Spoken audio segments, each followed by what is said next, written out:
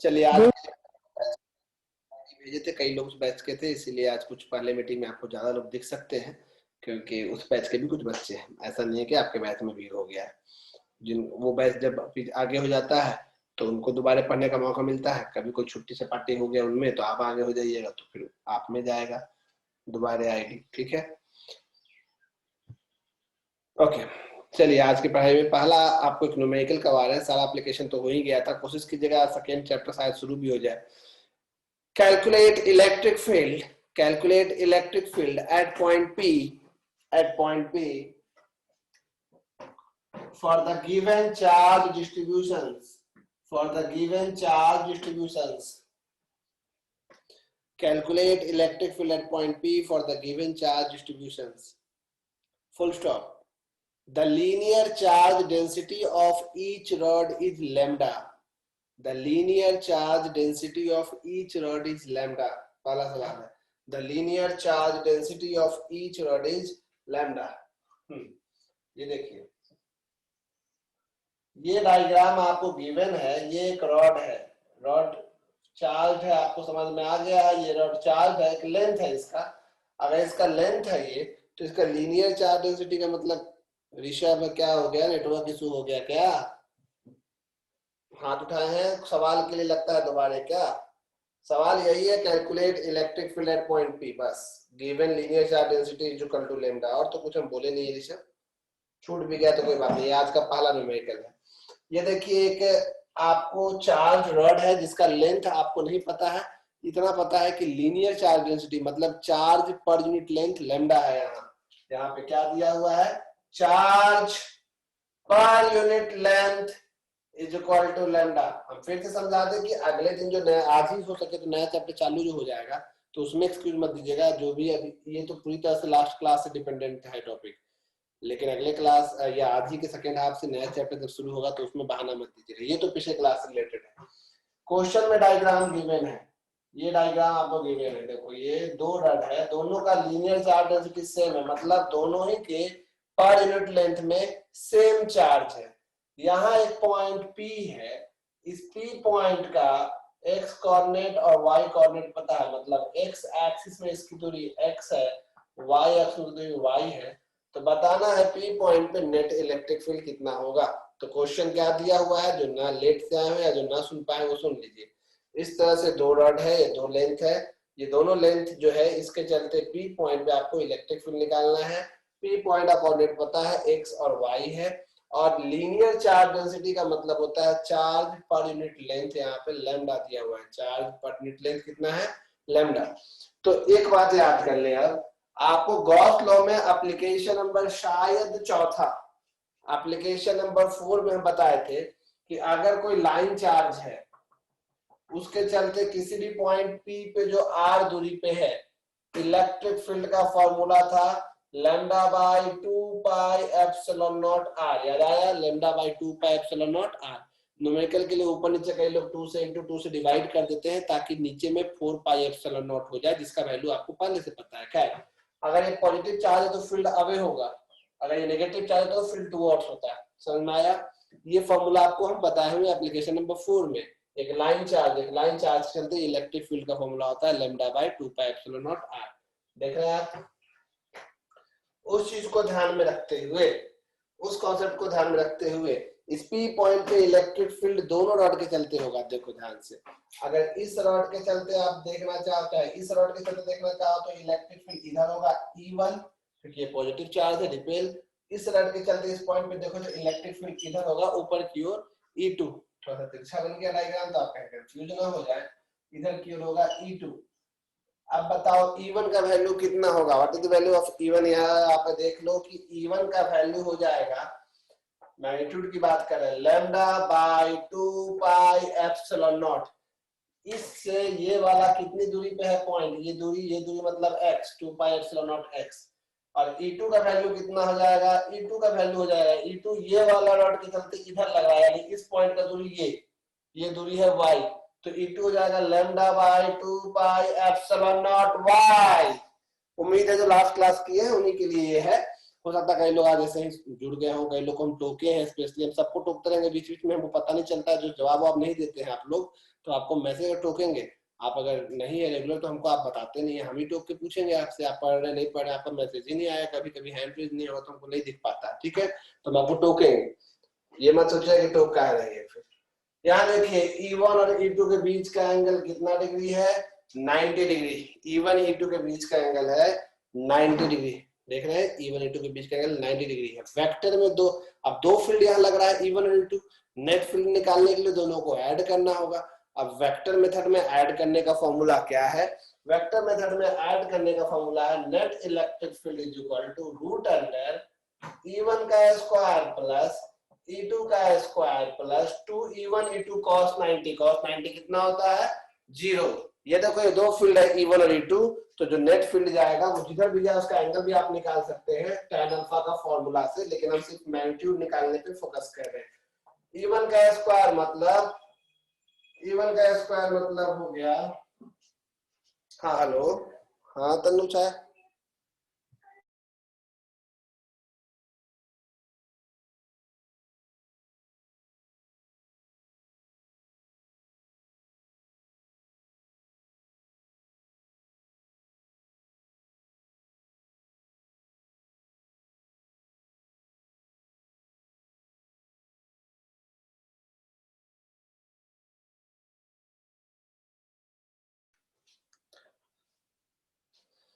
कई लोग का नहीं कनेक्ट होता है तो फ्लाइट मोड ये सब ऑन है, देखिए आप लोग तो ज्यादा टेक्निकल एक्सपर्ट है।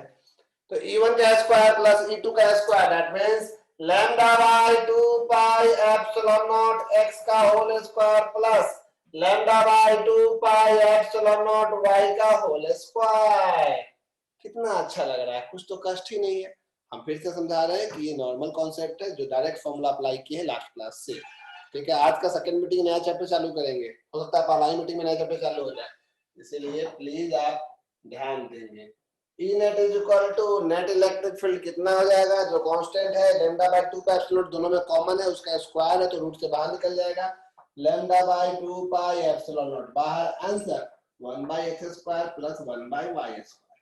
कहीं कोई दिक्कत हो हैंड रेज करें, अदरवाइज हम इसको आगे बढ़ाते हैं। देख लीजिए ये क्वेश्चन था आपका पहला, calculate electric field at point P।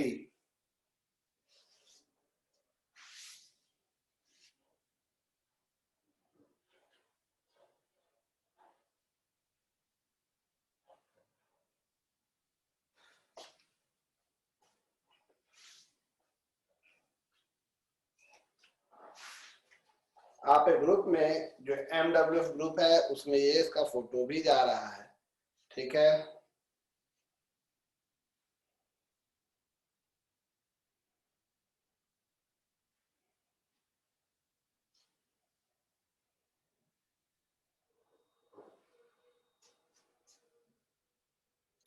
अगला क्वेश्चन आप देखेंगे,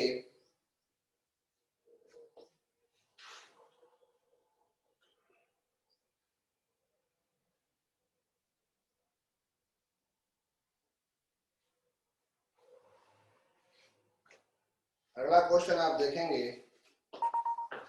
देखिए अगला क्वेश्चन आप देखेंगे ध्यान से, ये पहला क्वेश्चन था, क्योंकि हम नए लेसन जाने से पहले खत्म करना पड़ेगा ना इसको, इसलिए 1 मिनट स्क्रीन शेयर किए हैं आपके लिए हम, अगर आप स्क्रीन देख पा रहे हैं तो ये अगला क्वेश्चन है, आप चाहे तो लिखें या जो करना चाहें, थोड़ा बड़ा कर देते हैं इसको। एंड इनफाइनाइट डायग्राम भी है इसमें, जो कि डायग्राम नीचे नहीं है, वो हम ये चूंकि एग्जांपल क्वेश्चन है इसलिए इसको हम कट किए हुए हैं। An infinite plane of positive charge, आप देख पा रहे हैं, an infinite plane of positive charge has a surface charge density sigma, a metal ball B of mass m and charge q is attached to a thread and tied to a point A on the sheet PQ. Find the angle theta which AB makes with the plane PQ. Check कर लिए, आपको कोई दिक्कत हो रहा है यहाँ तक तो चिल्लाएं जोर जोर से।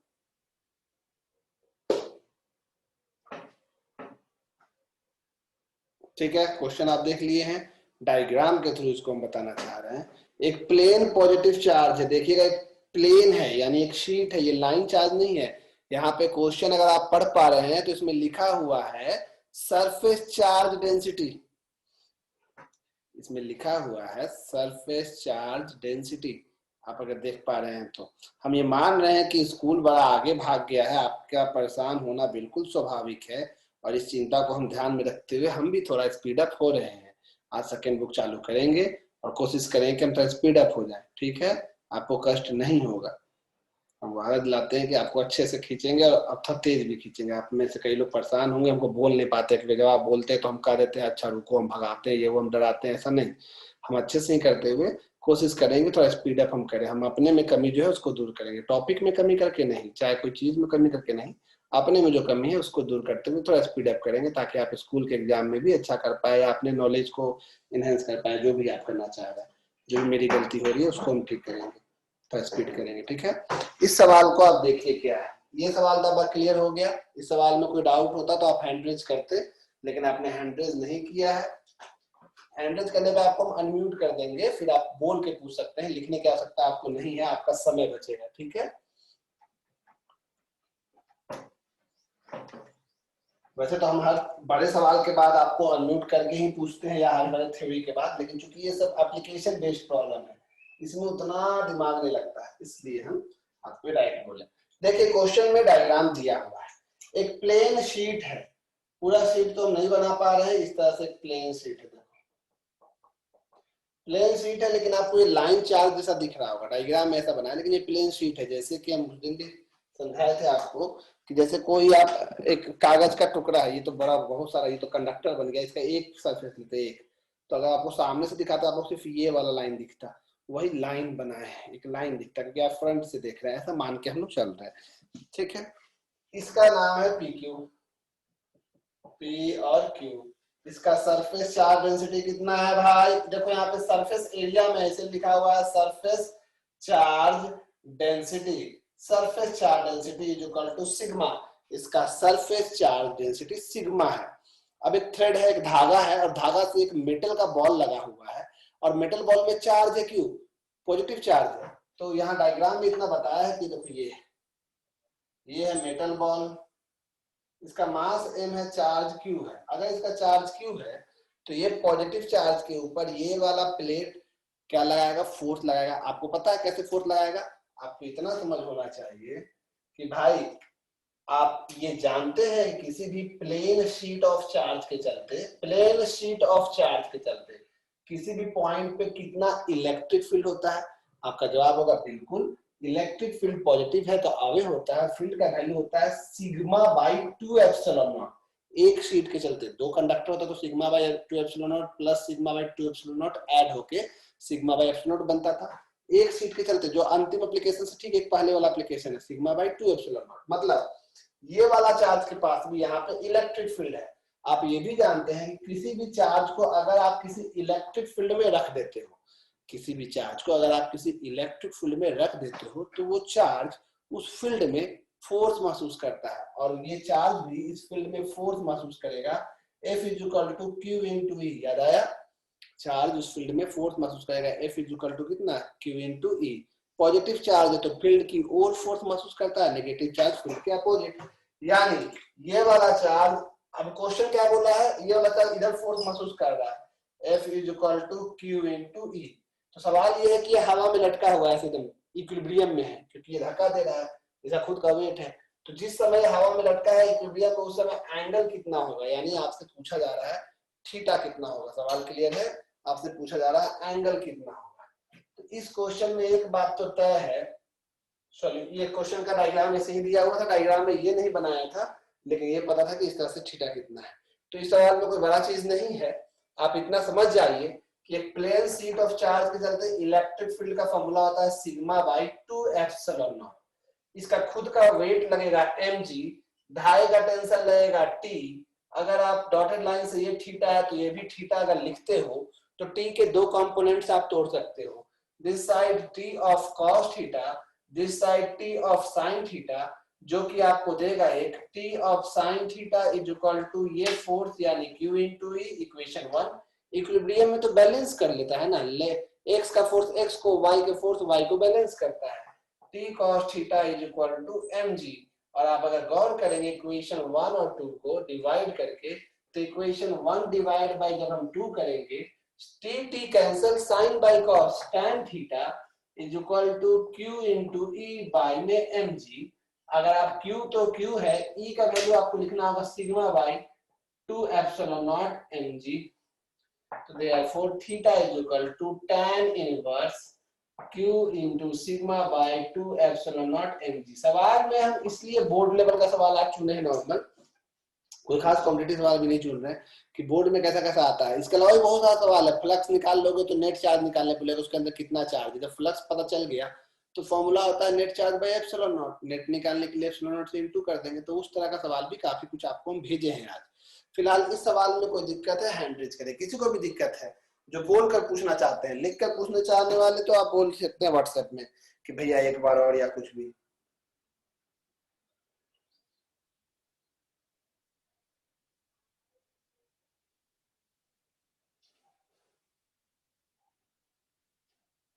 कोई नहीं पूछना चाह रहे हैं, ओके हम फोटो भेज रहे हैं, हम फोटो भेज दे रहे हैं ना।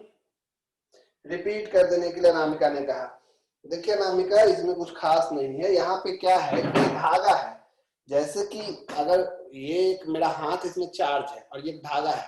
अगर इसमें कोई चार्ज नहीं होता हाथ में और ये धागा, तो धागा यहाँ पे अगर हम कांटी मारते, इस पे कांटी, उंगली पे कांटी मार के इसको ऐसे रखते, देख तो ऐसे रहता। लेकिन इसमें भी पॉजिटिव चार्ज है और इसमें भी हाथ में पॉजिटिव चार्ज है, तो प्लस प्लस में रिपल्सन होगा और ये इस तरह से जाके कहीं जाके टिक गया, हवा में रुका हुआ, ऐसे रुका हुआ है हवा में। तो जितना दूर जाकर रुका तो एंगल कितना है। तो असल में ये क्यों इधर चला गया, क्योंकि ये जो है कैप, यहाँ गेंद है, ये गेंद के पास चार्ज है और मेरे हाथ में जो चार्ज है उसके चलते इलेक्ट्रिक फील्ड पैदा होगा। मेरे हाथ में पॉजिटिव चार्ज है, इधर इलेक्ट्रिक फील्ड, असल में इस पॉजिटिव चार्ज के चलते इलेक्ट्रिक फील्ड इधर जाएगा, हर जगह यहाँ पे भी इलेक्ट्रिक फील्ड है। और हम पहले बताए हुए हैं नामिका कि किसी भी पॉइंट पे अगर इलेक्ट्रिक फील्ड है कहीं पे भी, तो उस इलेक्ट्रिक फील्ड के संपर्क में कोई भी चार्ज आएगा तो वो फील्ड में फोर्स महसूस करेगा, फील्ड की ओर, पॉजिटिव चार्ज है तो। और F is equal to formula आ जाता है Q इंटू E, इसीलिए इसका एरो इधर बना दिया हमने। हर धागा में टेंशन होता है, 11th क्लास में हमने देखा है टेंशन। ये एंगल थीटा तो ये भी थीटा, इधर टूटेगा T cos थीटा, इधर टूटेगा T sin थीटा। कंपोनेंट तोड़ना वेक्टर का नॉर्मल सा कॉन्सेप्ट है। अगर किसी को वेक्टर नहीं पढ़ा हुआ है तो वो YouTube चैनल तो आप देख ही रहे हैं, उसमें वेक्टर अपलोड किया हुआ है। इस साल वाला वेक्टर फिर से डाल दिए हैं। T cos theta T sin theta दिख रहा है आपको। वेट इसका है आपका कितना, mg। अब वेट इसका mg है तो कौन सा फोर्स किसको बैलेंस करेगा, T cos थीटा mg को बैलेंस करेगा, T sin थीटा q को बैलेंस करेगा। और इस चलते देख लो आप साफ साफ, T cos theta is equal to mg, T sin is equal to q। Divide करेंगे T कट जाएगा, sin बाय cos tan थीटा। E का वैल्यू यहाँ हमको पता है, sigma by 2 epsilon naught from the application of Gauss law. तीसरा सवाल हम करने जा रहे हैं वो है एनसीईआरटी का, और ये बच्चे बहुत डरते हैं इससे। अनुराग ने मैसेज किया, अनुराग ने पेमेंट किया है। ओके अनुराग, हम क्लास के बाद इसके बारे में आपको रसीद भेज देंगे, अभी हम नहीं देख पा रहे हैं।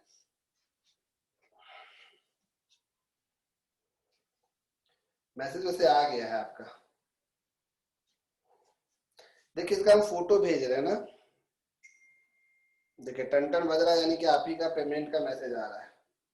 हम किस ग्रुप में फोटो भेज रहे हैं, गलती से MWS में भेजना है तो TSS में नहीं भेज दे हम कहीं TTS में। ओके चला गया आपके ग्रुप में फोटो। तीसरा जो सवाल है आज का, ठीक है, उम्मीद है इसके बाद हम सेकेंड मीटिंग से पहले ही हो सकता है कि सेकेंड चैप्टर चालू कर दे। सेकेंड चैप्टर भी थोड़ा सा स्टार्टिंग में परेशान करेगा। और देखो असल में हम लोग 2 चैप्टर पढ़ चुके हैं अपनी तुलना में। गॉस लॉ को अलग चैप्टर बना के पढ़ा रहे हैं आपको हम। बीच में कैविटी नहीं सिखाए हैं, इसमें आपको अर्थिंग नहीं सिखाए हैं, ध्यान रखिएगा। अगर पिछले दिन आपको हाफ रूल सिखाए थे, हाफ रूल आप बहुत अच्छे से सीख गए हैं, उसके चलते आप इलेक्ट्रिक फील्ड भी निकालना सीख गए। लेकिन हाफ रूल कब वैलिड नहीं होगा ये भी जान के रखिए। कभी भी कहीं भी अर्थिंग किया हुआ है अगर प्लेट में, तो वहां हाफ रूल वैलिड नहीं है, याद रखिएगा। हाफ रूल तब वैलिड नहीं है जब प्लेट में अर्थिंग किया हुआ हो, या प्लेट 2 प्लेट अपने आपस में कनेक्टेड हो। तो कहीं पे भी जहां हाफ रूल आप लिखे थे, है क्या कॉपी में अभी लिखा हुआ, तो वहां जाके कहीं स्टार मार्क दे दीजिए। तो कई बच्चे कंफ्यूज होकर हमसे बोलते हैं कि यहाँ पे ये गलत कैसे हो गया। वहां पे कुछ के लिए अलग चीज सिखाएंगे हम अर्थिंग के लिए, तो स्टार मार्क देके कहीं भी लिख सकते हैं आप, half rule is not valid when any one of the surface is either earthed or connected with each other। Half rule is not valid, half rule is not valid, कब नहीं है valid? Half rule is not valid when any of the surface are either earthed or connected with each other, either earthed or connected with each other. Okay, देखिए screen share कर रहे हैं आपके लिए हम, आपकी सेवा में एक बार फिर से स्क्रीन आ गया है। क्वेश्चन ये है, अगर आप क्वेश्चन देख पा रहे हैं ठीक से तो देखिए, देखिए एन अर्ली मॉडल, ये एनसीईआरटी क्वेश्चन एग्जांपल का कई बच्चे हमसे बार बार एग्जाम के समय तक, अभी जो पास आउट बच्चे हैं, जो 12th वाले पास आउट तो नहीं हुए, सॉरी, उनका एग्जाम पे अभी आज डिसीजन आने वाला है, पता नहीं क्या, तो न्यूज भी नहीं देखे, आज भी गया होगा डिसीजन कुछ, या मे भी क्या डिसीजन होता है सुप्रीम कोर्ट पे वही बताएंगे। सब बच्चा जो पढ़ने वाला है वो चाह रहा है एग्जाम हो जाए, जो नहीं पढ़ने वाला वो चाह रहा है किसी तरह से पास करवा दे। एवरेज बच्चे खुश हो रहे हैं, तेज बच्चे दुखी हो रहे हैं कहीं उनका एवरेज मार्किंग ना हो जाए, क्योंकि स्कूल वाले मार्क्स के हिसाब से नंबर ज्यादा मार्क्स तो नहीं उठेगा ना। कई बच्चे स्कूल में कमजोर रहते हैं लेकिन बोर्ड समय मेहनत करके आगे निकल जाते हैं, तो ऐसे कई सारी समस्याएं हैं। An early model for an atom considered it to have a positively charged point nucleus of charge Ze। Z आप जानते हैं ना, एटॉमिक नंबर को Z से रिप्रेजेंट करते हैं, जैसे ऑक्सीजन का एटॉमिक नंबर 8 है और मास नंबर 16 है, तो Z से एटॉमिक नंबर और A से दिखाते हैं मास नंबर। खैर, surrounded by a uniform density of negative charge up to a radius capital R, the atom as a whole is neutral. For this model, what is the electric field at a distance small r from the nucleus? Okay, चलिए तो इसको हम हटाएं screen से। ये NCERT का example 1.13 है, यानी पहला लेसन का 13वां एग्जाम्पल, ठीक है, आपके बोर्ड के पॉइंट ऑफ व्यू से काफी महत्वपूर्ण, इसको ध्यान रखिएगा। स्टॉप शेयरिंग, ठीक है, देखिए शेयरिंग हम रोक दिए, डन।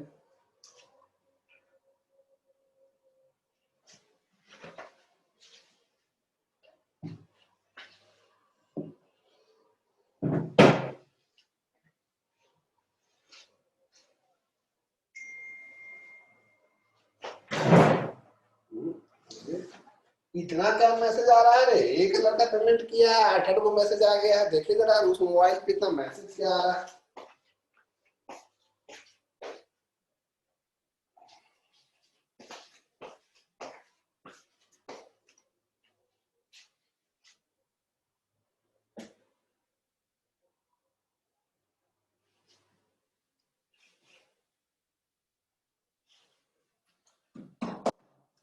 चलिए ध्यान दीजिएगा, समझ में आ जाए तो।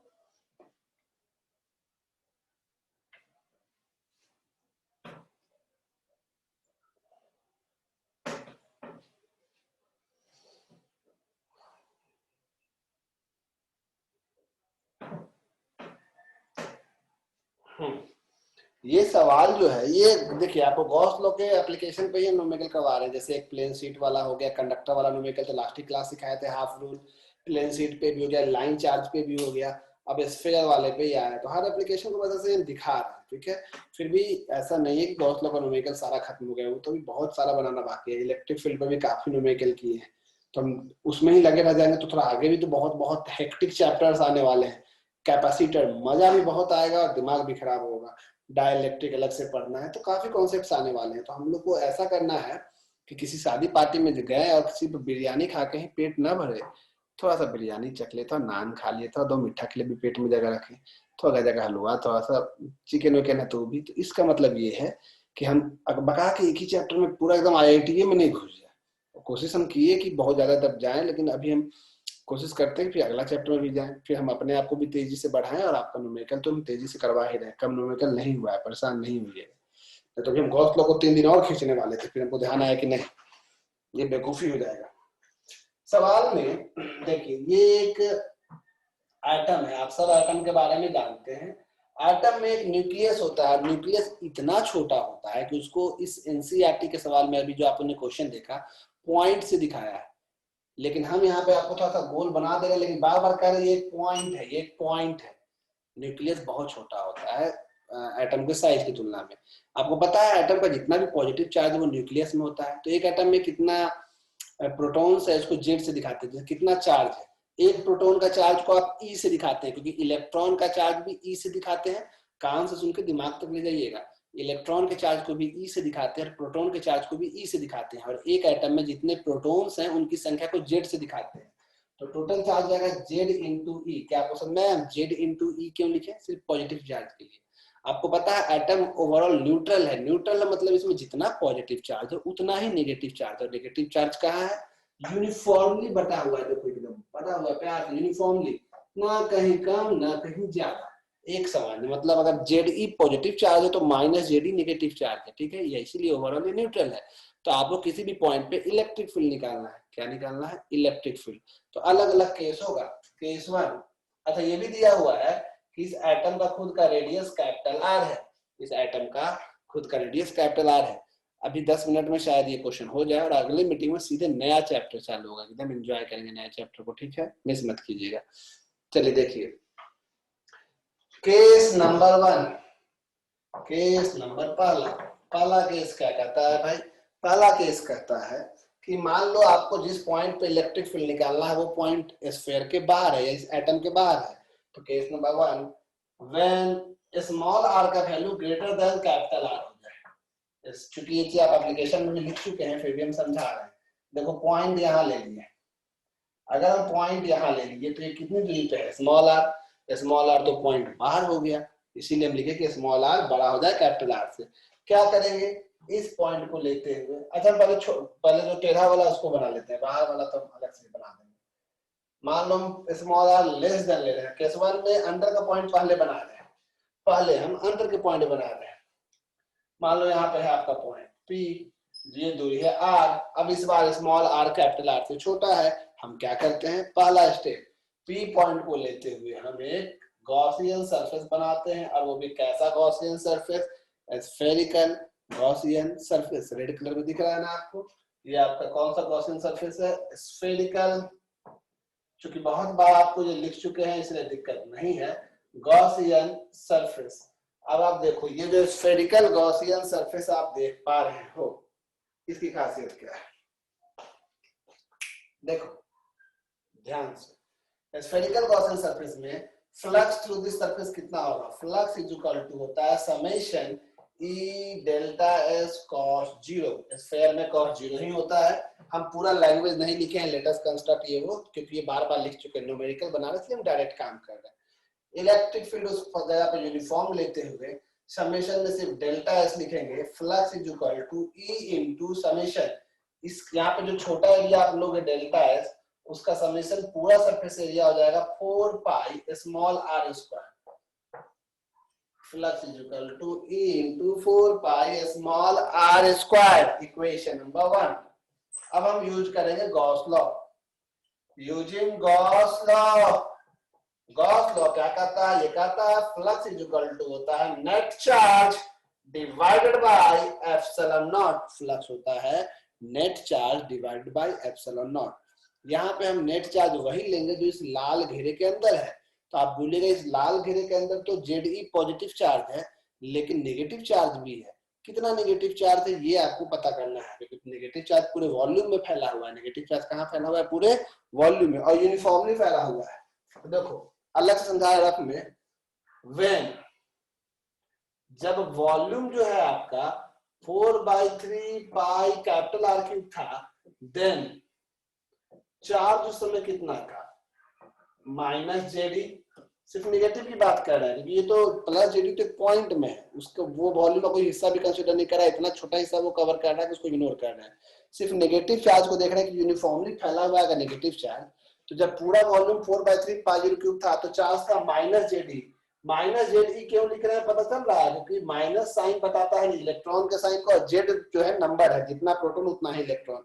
एक ऑक्सीजन एटम में 8 प्रोटॉन 8 इलेक्ट्रॉन होता है ना, और 8 न्यूट्रॉन भी होता था ना, 16 एटॉमिक मास नंबर बोलते हैं।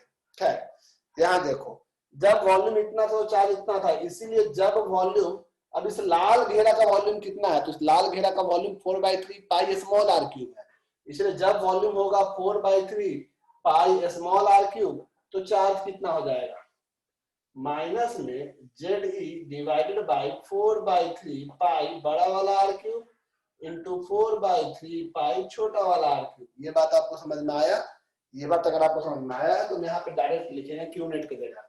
क्या होता है भाई, Q net is equal to minus, अच्छा देखो यहाँ पे, तो देयरफॉर हियर क्यू नेट कितना है, नेट चार्ज किसके अंदर, नेट चार्ज गॉसियन सरफेस के अंदर, लाल घेरे के अंदर।